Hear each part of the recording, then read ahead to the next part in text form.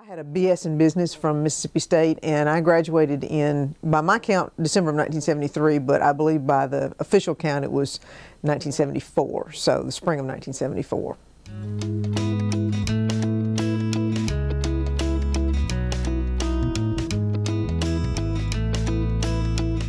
I grew up here in Starkville, so I'm a native, and I grew up around Mississippi State.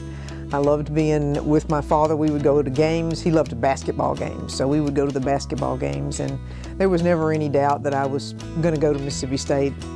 The biggest influence from Mississippi State days was a recruiting effort that the military, the ROTC, put on.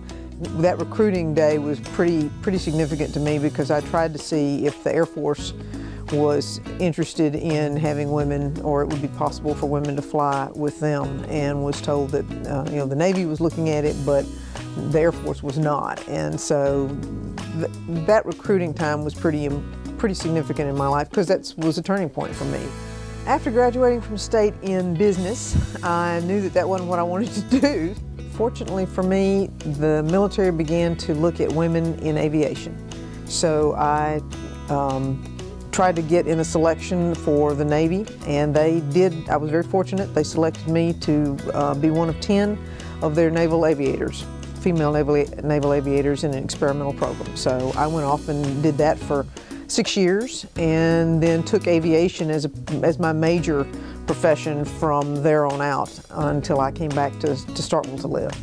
I became the Chief Administrative Officer for the City of Starkville in 2005 when a friend of mine got elected as mayor. It was Mayor Camp, and he's the previous mayor to Mayor Wiseman, who's currently administration I'm working in. I have loved working for government. I began being interested in government when I got elected to office in Texas, and when I came home, I decided that when I was asked to work in this role, that this was something that I thought was extremely important.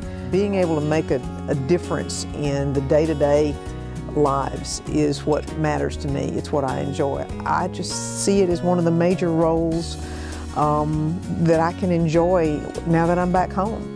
Mississippi's had a very large impact on my life. Obviously, it was formative for me because I grew up here. I left and went to some very large and urban areas, and that was very eye-opening to see the difference between that and what is basically a rural feel here, and a very slow, comfortable environment.